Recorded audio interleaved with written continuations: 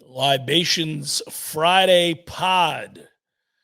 Welcome in, kiddos. It's kind of the Jeff Cameron show. But yeah, we wanted to give you content today for those that download the JCS on a daily basis.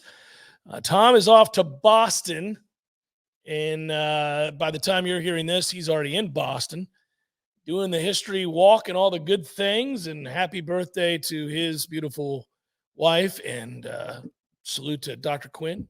And yeah, there we go. Here's what I'm going to start with, Tom. You'll like this. Here we go. We are drinking tonight. If anyone has earned the right to drink, it is the Pac-12. That from my new favorite commissioner, Pac-12 Commissioner Teresa Gould, during her opening comments at the two-team scaled-down football media day for the Pac-12 in Las Vegas yesterday. The event turned out to be a cocktail party at a ballroom at the Bellagio, right next to Allegiant Stadium, by the way. I was at the Bellagio recently. The Big 12 had just finished its media days like hours earlier. They roll in, and she steps to the dais and says to the two teams in the conference, "Tonight we celebrate, we start a new chapter, and we drink together." Yay, Teresa Gould, Pac-12 commissioner of two teams in Las Vegas that quietly had this media day that nobody knew about at the Bellagio. So I saw some photos with this media day, and they had the two mascots, Benny the Beaver and whatever the other mascot's name is, sitting in plush chairs on a riser in this ballroom. So they're just full mascots chilling, and then it was an open bar for the media. And so my only question really to ask about this situation is, what day should we arrive in Vegas next year to cover Pac-12 Media Day? Correct. I'm there. I'm there for it. That's my girl right there. That's my new favorite commissioner. I wish she was the commissioner of the ACC. Yeah, man. Good for you, Teresa. How about that opening line? We are drinking tonight. If anyone's earned the right to drink, it's the Pac-12. Yeah, I think so. You were betrayed by your previous commissioner who held out for more money, had a pretty good offer. Not one, but two different offers. The last one being from Apple, right? Apple TV. And they turned all down thinking there were more millions out there to be had. But alas, there were no more millions to be had. And the actual offers that you did have at one time were rescinded after you offended them. The Apple TV offer was not a good one, though. The Apple it's better TV, than not having a conference. That's correct. But it was, hey, sell some subs to Apple TV Plus and we'll give you 30 cents on the sub. Like, oh my God, you're getting commissions. Well, I mean, I think I said this on the show months ago, maybe at the end of football season, when this all went south and it was obvious that the Pac-12 was literally going to be busted up and that teams were there for the plucking, that they had a long story in the Sports Business Journal, I believe it was, that I read. And I was captivated by this story. I read it cover to cover. It was like 12 pages in their magazine that they send out. And it talked about how they arrived at this place. There were numerous offers. Was it Larry Scott? Was that the guy that was the Pac-12 commissioner? Whatever his name was. He kept turning them down. And there were some late in the game that a few of the smarter presidents at the universities who were tied to athletics kind of reached out to him and said, "Hey, man, I don't think we're going to get better than this." I mean, like, they saw the writing on the wall. Like, a couple of school presidents were like, "My man, we're not in the South. We're in the Pacific Northwest. We don't have a whole lot of eyeballs on sets for the times that we play games. You cannot be out here battling for Big Ten money and SEC money because you're not going to get it. You're not even going to get ACC money or Big 12 money. Like, we're down here. It's the Power Five, and we're fifth. But you got to take a deal here, or we're going to be screwed." And nobody listened to him. He didn't listen to him. It reminds me of actually something we got on Twitter. Maybe it's worth the podcast time, maybe not for today. We could do it later. We had a listener ask about, could we realign college football the way we see fit? Would we do a segment dedicated to that, where there are no rules? It's just based upon how we would see fit to organize the world of college football in the top tier. How would we do it? What teams would be where? We could do that exercise here if you wanted. There's a way to whittle it down and make it simpler, so we're not here for 4 hours trying to sort through the muck. But if you're interested in it, it might be. Well, what I would tell you is that a surface level, we're not going to get the end. I would take more time on a project like this if I really felt like we were being serious. You hear my dogs wrestling in the background. My 2 additions to the family. Fighting? They wrestle nonstop. There you go. That's the bonus for the pod listeners. That's Mike and Annie. You hear them? Yeah. Oh, and they get after it. And they're both strong, and they just knock the hell out of the other. And then the other one jumps back up and is like, oh, yeah? Come get you some of this. And but then it's that fine line. It's not wild animals. This could turn into a problem. It's just that these two are siblings. Oh, they're rambunctious and young, and they get after it. It's hilarious. Okay, so I would take a more serious approach to this if I were truly like granted commissionership for the day, czar of college football. And how would I do it? I've always wanted a mixture of like kind of what I see in the SEC with some others. Like first of all, Oklahoma and Texas would not be in the SEC.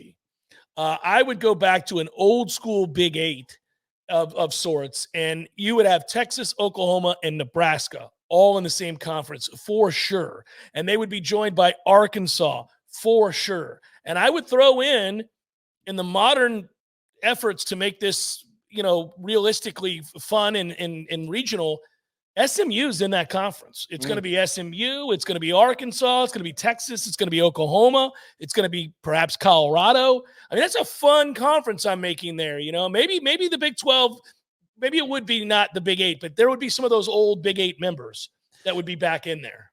That's funny because I was thinking about, okay, I would create 2 things, like Florida State's division conference. And it's funny you threw the number out there, like 8. So there's 8 teams to keep it simple. And then I would create something, because if you did one with Florida State, it's kind of easy. You'd stick to the Southeast region. You could go wild and add an outer element, like say Ohio State, Michigan join with Florida State, Florida, Georgia, Miami, and you put some teams in the middle there. I think the more fun one, though, would be what you're talking about.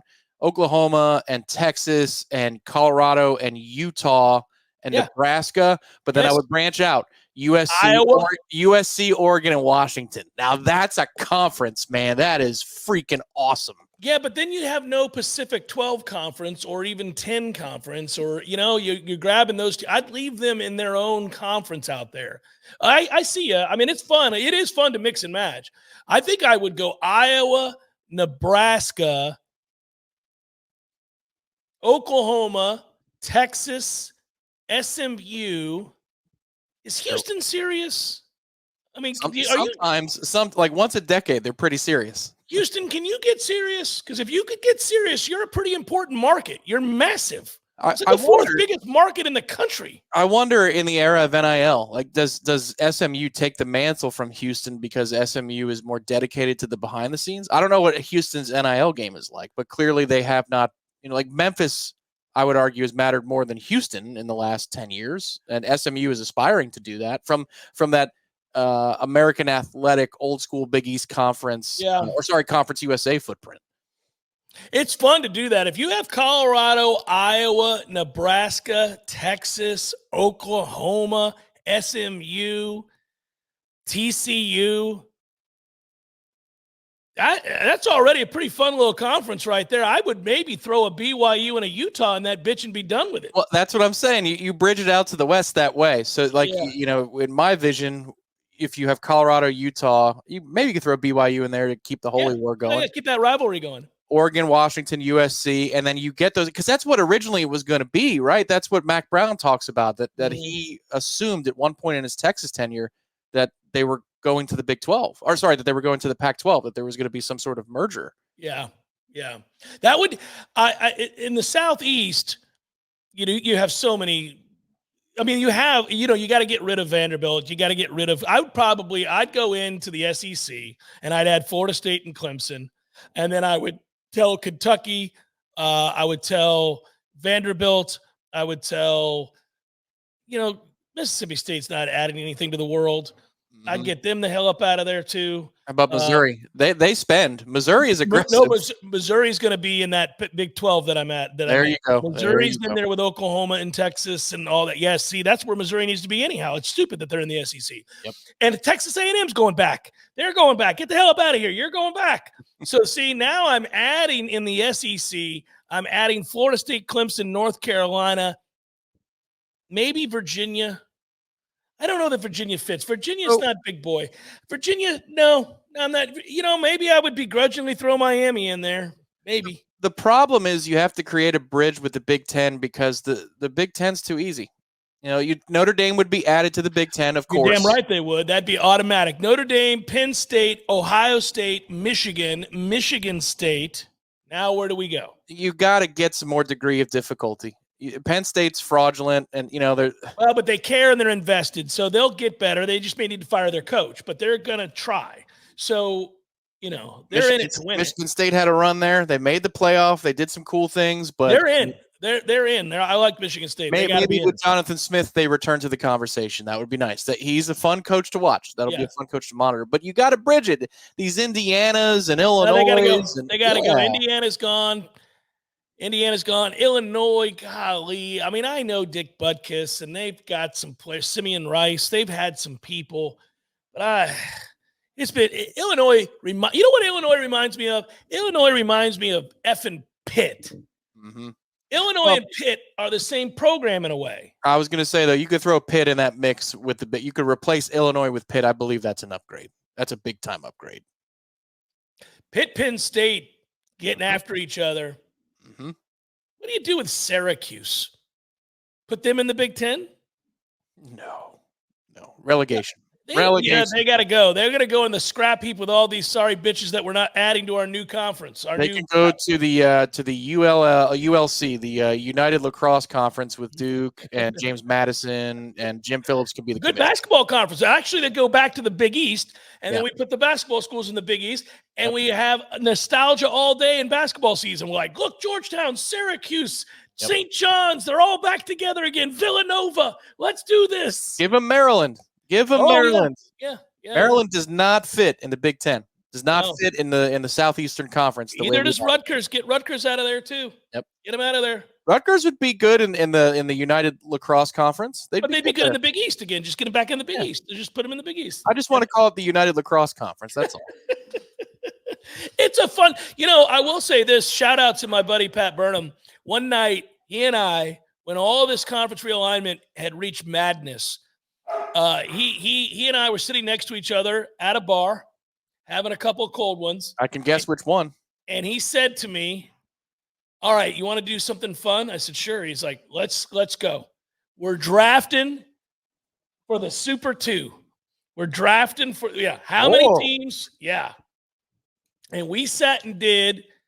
We capped it, I think, at 48 teams that get to play big boy football. Oh God, you guys were there for several rounds. 40. I would have said cap it at 10 apiece. Let's go. No, it was fun as hell. You would have loved it because you had to give serious thought to who you were letting in this exclusive club and who you weren't. We're sipping on beers and it gets down to the nitty gritty. Like it's easy because in the beginning it's very easy. You name the majority of the SEC. You name the big ones out of the Big 12. You name a lot of that Pac-12. You had USC, Oregon, Washington. Of course, they're all in. They're all getting invited to the dance, And then when you get to about 40, it starts getting to where you're like, okay, we're down to the last 8. Does Arizona State get into this? Yes, they do. Okay, Arizona State's in. All right, I'll do you one better. Does Texas Tech get in? No, they're not getting in. Keep Texas Tech out. You got to go. You're a nonsense school. Get out of here, Texas Tech.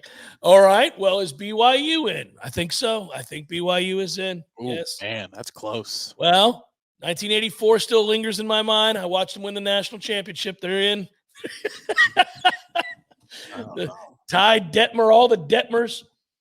I don't. But it gets weird. Like, Is Colorado State in? No. No, you're not putting Colorado State in? As much as I love the uniforms, I can't do that. No. I like the Rams. Does Wyoming get in? No. No. I love Wyoming, but they don't get in. So you really start getting into the nitty-gritty. We kicked Vandy out. I think we kicked several of the, like Wake Forest got kicked out. Duke football got kicked out.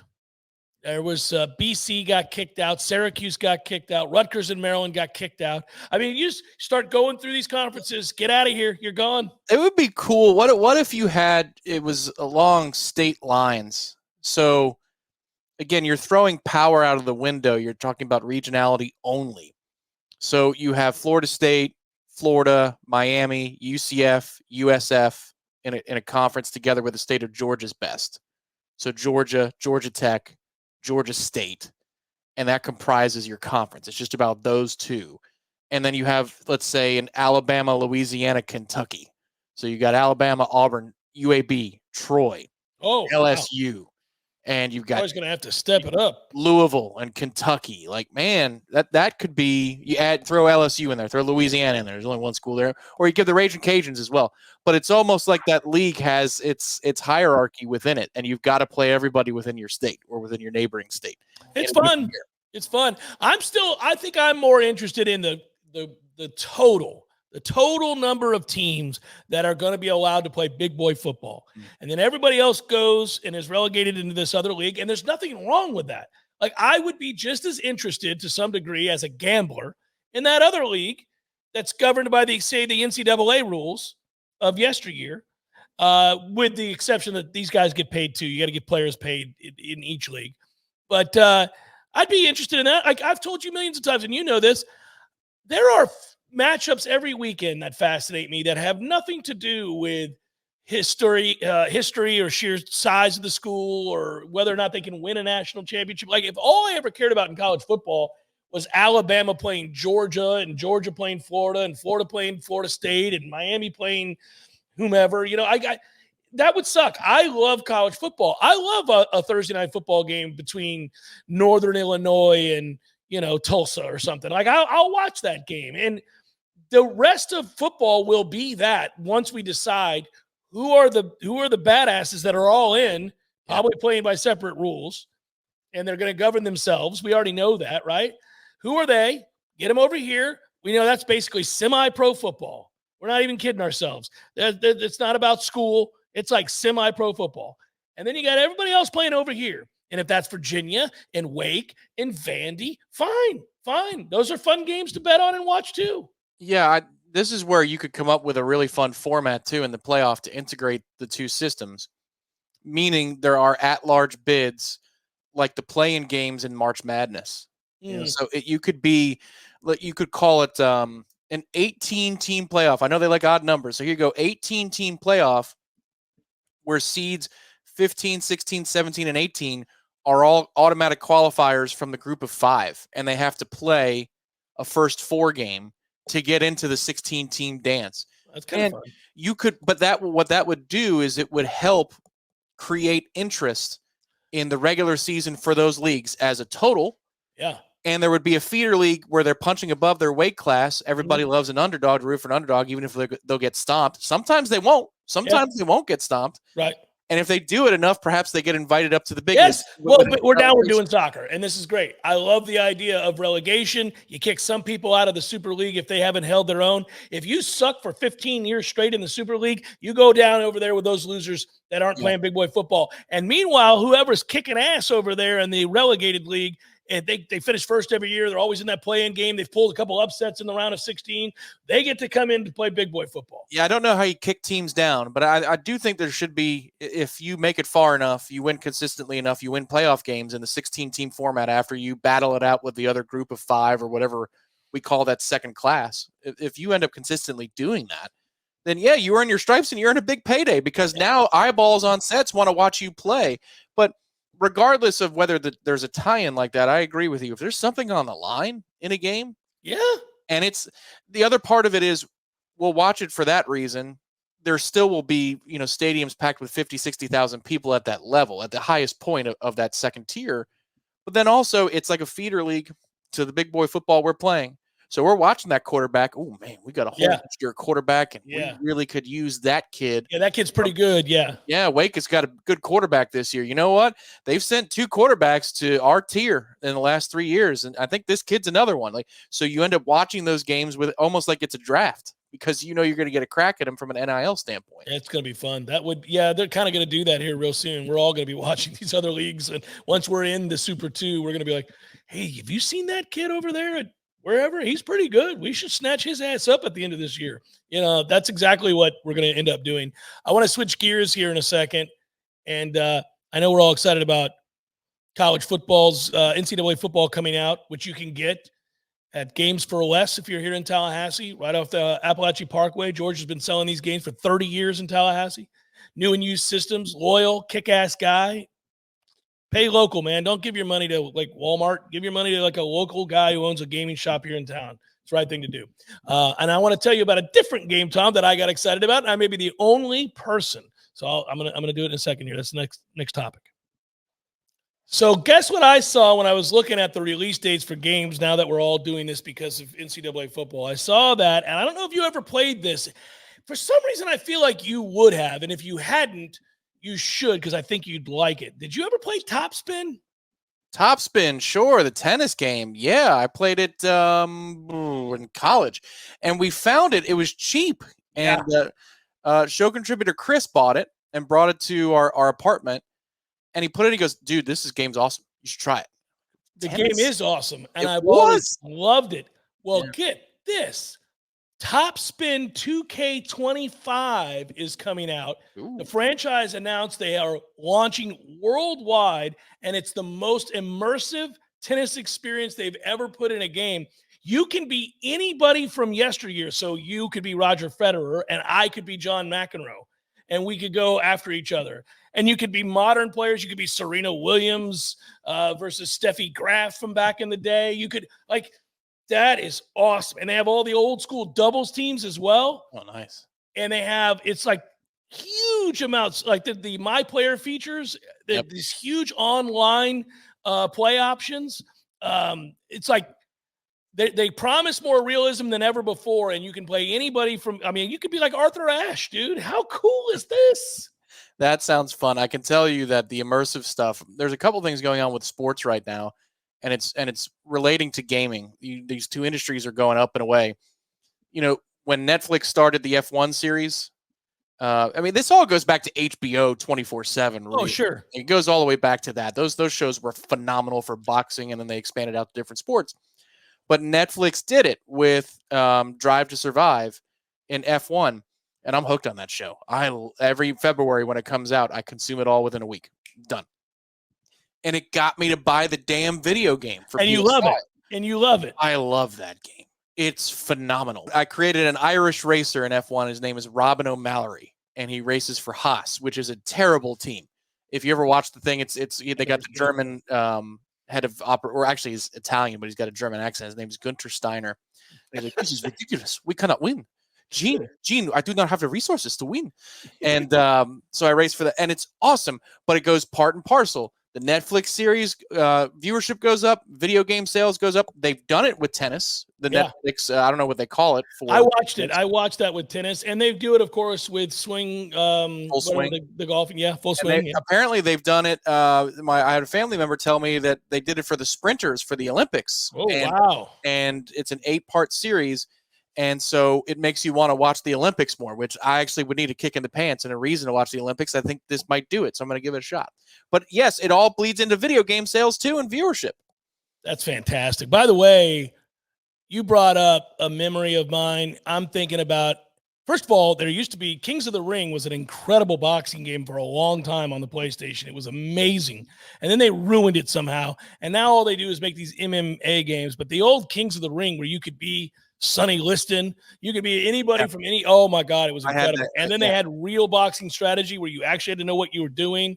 And styles make fights. So you would think you were going to win a fight, but he was all wrong for us, baby. He had guys. The controller would lock up as you were getting tired. So you couldn't, it's like you can't lift your arm. Yeah. You can't throw. Yeah. I loved that game. But the reason I bring it up is that I recently heard an interview with a guy that was responsible for the 24 hours, the HBO stuff. He was on with Bill Simmons. They're like old friends. And they were talking about how those that gave Bill Simmons the idea for 30 for 30, which was that these HBO specials are amazing. We should branch out and do a lot more of these kinds of things on any number of subjects, because I think it's intrinsic to really human endeavor, right? Like if anything is really hard to do mentally and physically, if you capture that, if you document that, if you see the strides, the pitfalls, the successes on film over the course of a series, there's nothing better than that. That's why live sports sells. It's unbelievable. Well, it blends. It's the good part of reality television. Mm-hmm. You know, that there is some reality television that's awesome. And I remember, do you remember ever watching The Contender before it got super cheap? Yeah. The Contender was great. That kind of stuff, as long as it's not scripted, is really compelling. That's why people watch adventure channels. You know, most people don't want to go hike a mountain, but they will watch the hell out of 4K coverage of somebody going through hell, and you know they're mountain climbing, and it's just them. If they fall, they fall. Like they're scaling the side of a mountain. People are hooked on that stuff. So how do you make one more interesting rather than a 60-minute game? You make it cinematic like they do now. It's a great formula. You probably have been flipping around on a Sunday afternoon in the fall, and it's like a dead weekend or whatever, and there's that documentary every year that they do on what's the famous totally drawing a blank, the famous triathlon that's the biggest in the world. They do it in Hawaii. About the Ironman? Yeah, the Ironman competition. Yeah. And they'll do a cinematic review of the Ironman. It's about an hour long, and they'll give you stories. They'll find the really heart-wrenching stories. You know, this guy had lung cancer, was given days to live, has overcome, and then as a celebration of life, he wanted to do the Ironman someday, and he's trained for 4 years after nearly dying of cancer.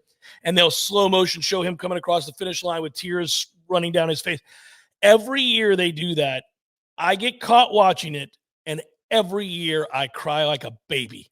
I'm a ridiculous baby. I'm sitting there, my wife will come around the corner, and she's like, "Oh, you're watching the Ironman thing, aren't you?" I'm like, "Oh, Jesus, I can't believe he did it." You know, it's always like, it's amazing, though. These people make me feel like a fat piece of garbage. There's like an 87-year-old man with one leg hopping his ass across the line after, you know, I'm like, are you kidding me, sir? That is ridiculous. On mile 12, I thought the prosthesis was getting in my way, so I just dropped it and I started hopping. Like, you hopped another 14 miles. This is ridiculous, you hopper. Yeah, it's there is always a special where you're like, I saw one where the old lady was going, and she had lost her husband, and his dream was to go to Hawaii. So she did the whole race and spread his ashes at the end. I was like, Jesus, man. Or the people who push the wheelchairs of their loved ones in marathons. Yeah. Dick Hoyt did that for his son with cerebral palsy. And I was just like, okay, I can't do this. I can't do it. I'm going to be a blubbering idiot the whole time, because his son is there and he's struggling, and he's old Dick Hoyt's hauling ass, about to die, never giving in. You're like, good God, man, that is remarkable. That was one of the greatest HBO real sports stories I've ever. That one, the original one, and I sent it to a mutual friend of ours, TPE, who was like, "You son of a bitch, you had to send this to me. I'm trying to wipe tears before I go teach a class." It's remarkable. Old Dick Hoyt finally died, by the way. Not doing a marathon, did he? No. The real Dick Hoyt, he died. It was time was up. Big wheel of death landed on him. But it's true. It's true. Let's switch subjects. That's a morbid way to end it. All of this does tie in to something I read about Netflix. You were talking about this earlier. We were just talking about in the last topic. We were talking about guys, doing all this. I thought you were going to say all this ties into Florida State, and I would have been like, "Come on, man! I know you got skills, but I don't." No. I'm not doing somebody, dying after a marathon is no. That would have been pretty impressive. No. All of this ties into something I read with Netflix, and that is that Roger Goodell said the league's new 3-year pact with the streaming platform for Netflix for Christmas games. he was being asked, is this the abandonment of foundational priorities of placing games on free over-the-air television, right? CBS, NBC, Fox, Yeah. CBS, The answer is yes, but what did he say? Of course, the answer is yes. And I said, you remember, I said, I believe the Super Bowl will be behind a paywall. Yeah. In the not too distant future. It will be. And that's what all this Amazon stuff is about, by the way. All those games, they wanted to see how many people signed up for Amazon television because they were missing football games, and they found out a lot did. And then the Peacock playoff game between Kansas City and Miami. That's right. They did. Yeah. And we can see where all of this is headed. A la carte, baby. You want to watch something? You can. Anything. But you're going to have to pay for it. Mm-hmm. Anyhow, Netflix, he said Goodell's answer was, I think we're going where the fans are. What? Yeah. They said, is this an abandonment of a foundational priority of placing games on free over-the-air television? His answer, Netflix has close to 300 million subscribers, which to me is, I think we're going where the fans are. It's really attractive for us in being able to reach that global fan. Those are global fans internationally. It's a huge initiative of ours. I think we're just going to where all the fans are. And that is ridiculous. Why would you say that? Just say, yeah, man, I think this is where this is all headed. If you paid you and I an eighth of whatever they're paying that PR agency that came up with that line, because there's a team behind that line. There's a team. Sure. Give us 3 hours. We'll come up with something better. We'll come up with something better than we're going where the fans are. You're going where people are. You're not going where the fans are. No. Look in your end zones and tell me how many fans that sit in the end zones of NFL games are hitting up Netflix for their content. Come on, man. Yeah, he said it because he didn't want to say, yes, we're screwing everybody and we're moving everything behind a paywall soon. There's a smoother way to do that. We're going where the fans are. Jeez. Yeah. Hey, did you happen to see that so you and I are recording this so that everybody has content today, but Skeens did throw 7 no-hit innings. Yeah, so that was just at the time that the sweep in Flushing was wrapping up, and so I pivoted over to MLB Network, and they went to ballpark camp for the 8th, and I saw that Holderman was warming up, and I thought, damn it, and I get it, analytics and protecting, well, better than analytics, because if it was a 42-year-old journeyman, they're letting him finish the game. He could throw 100. Right, they don't care. But for a stud, they're telling you no-hitters don't matter. 9-inning no-hitters don't matter, not at the expense of the, this is an achievement, and people will always remember it if he pulled it off, like Kerry Wood's 20 strikeout game. This would have been talked about forever, but it'll get lost because it was only 7 innings, and to the organization, it doesn't matter because he was at 99 pitches. But I saw it, 11 strikeouts, 1 hit. Well, he didn't give up the hit. He had 1 walk. 1 walk. Sorry, 1 walk. Yeah, he didn't give up. Of course, it's not a hit. Yeah, it's a no-hitter, but 1 walk. Here's what makes me mad. I'll get back to my point again. That's bad for baseball, what they did today. It makes me mad, and he's my guy. That dude is a horse. He's huge. 99 pitches. By the way, the Brewers, if you go back and watch that game, those were 7 easy innings. The Brewers never threatened. Not all innings are created equal. They were completely bewildered. They weren't even close to a hit. They didn't even come close to a hit. They were so excited. And by the way, your boy Holderman comes out there and gives up a hit to the first batter he faces. Yeah, second pitch, I think. Yeah. And then he gives up another hit right off the bat, and it's first and second with nobody out. I'm like, you son of a bitch. You're going to – my man goes 7 no-hit innings, and you're going to lose this game? Luckily, he struck out the next guy, walked the next guy, and then struck out the next guy. Good God, I about had a heart attack. I'm telling you, I've lived this for years with DeGrom. I Take It to Beer was the best in the business, and he was different degrees of great. There was Cy Young DeGrom, and then there was the untouchable 101 was his standard fastball DeGrom. I lived this. We didn't win a lot of his games. Like, his record was under 500, I believe, in his appearances one of those years, which is that's so hard to do. It's really hard to do, but you're living it. I've been there. It's hard, man. I love Skeens Day. I talk about it all the time like it's a holiday every week when he pitches, but I can't deal with this. We're having to win 1-0. We're losing 2-1. The poor guy goes out there as a rookie, a true rookie. His first year in baseball, period. He didn't even stay in the minors. He's got like 5 starts in the minors. They're like, you're coming up. And so, which was the right thing to do. But this guy has to be perfect every day. Every time he goes out, he knows, well, they're not going to score. I'm going to have to, I can't give up a run.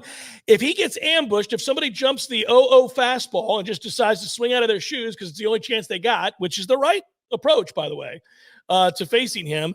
And he's given up a couple of first pitch home runs to start games. That's the only time he's been got, is that he's given up leadoff home runs. He's actually given up 2 home runs on the first pitch of the game. Ooh. Because he's throwing 100. He's like, here it is. Let me show it to you here. Get you some of this. And a couple of guys got it. They're like, yeah, I'm waiting on it because I can't hit your slider and I can't hit your changeup. And if you ever throw me that curveball, I got really no chance to hit it. And then once you start getting kind of warmed up and throwing 101, I'm not going to hit it. So here's my best chance. And a couple of them have tattooed it. But that's it. And anyhow, to me, there are different kinds of pitchers, as we've talked about. Some at 99 that are giving you everything they have in the tank for those 99 pitches, and they're about to break down. And others who are Nolan Ryan. You think Nolan Ryan was tired after 99 pitches? No, because he was a horse. He had legs the size of Texas. So does Paul Skeens. Ugh, sorry. I got to get it off my chest, everybody. I know. You're still winning these games at a greater clip than we won with Jake. That's at least some difference. That is true. We are. I don't think there was enough. I mean, we didn't on today's pod here. We didn't have a lot of Florida State content. I don't really know. We can red zone it with some FSU content. All right, let's red zone it. Let's do that. Let's talk about our friends at Artisan Financial Strategies. My man, that's what we're going to do. We're going to talk about Adam, who you need to reach out to because he's awesome. And by the way, I've been told that Adam has had some people reach out. Good. So there we go. I like it. That's what I want to hear. As y'all should, man. As y'all should.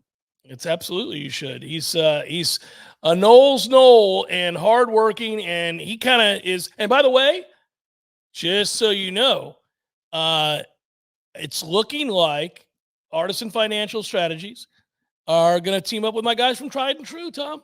Nice. That's a big win for everybody. I'm building a network, buddy. I'm building a network. Yeah, I love it. It cracks me up. Really quickly, let me remind you guys what you need to do to find out more about Adam and kind of get your financial house in order. Artisan Financial Strategies will make sure that you have enough money to last all of your retirement. They'll protect you and your family, of course. You may need protection from rising healthcare costs, all of those kinds of things. They've got over 30-plus years of planning experience. Go to NoleRetirement.com. That's NoleRetirement.com. Fire it up, if you will, Tom. Welcome to the majesty. Every freaking rep. The elegance. To win the game. Oh, he hits the upright. It's no good. You have entered. Someone burned down the funeral home. You burnt the funeral home. Lives will be changed. Sideline. Touchdown. Unbelievable. Mothers will cry. When you see your players give all that they have and you lose that way, it's tough. Legacies are etched into eternity. I know who I am. North South Dakota was his brother from West Virginia. This is the Red Zone. That's good to know. Nicely done as always. And I'm curious what you have for me. What are we doing? All right. So Florida State will be opening camp, we anticipate, inside of 2 weeks from today. Woo! Think about that. Inside of 2 weeks from today. First day, they're not in full pads. Nope. I think they're just in helmets. You're not even allowed to be. Yeah, that's correct. The first place you go on a day where they're not in full pads is to see what or whom? Elijah Moore, wide receiver. Okay. You're buying it. You're buying that momentum, that mojo that is kind of just, based upon a little bit of hype and a little bit of skill from high school. There's that. And I was very impressed with the interview. His body type, I think he's got a chance to play. receivers, when you're watching them without pads, you're still able to see how do they run routes? What are their hands like? You're able to see a lot of things. Like, it doesn't do you any good to watch offensive and defensive linemen when they're not in pads. It doesn't matter. I mean, you could go look at them and see how big Daryl Jackson is or something like that, but it doesn't really do anything to watch those first 2 or 3 days of practice when they're not in pads, because everything about playing offense and a defensive line is about the physicality and the hand-to-hand combat and the full bore, get you some, let's get after it in the trenches, right? Board drills, all those things. But wide receivers going against defensive backs, not a lot changes when the pads come on. It's still you cover skills and balls being thrown and timing and all that other stuff. Yeah, the only thing that you can really learn differently when pads come on is usually there's more contact. So how do they get off of a jam? Because Florida State plays a lot of press. So how physical is a receiver at asserting themselves and creating separation? But you're right.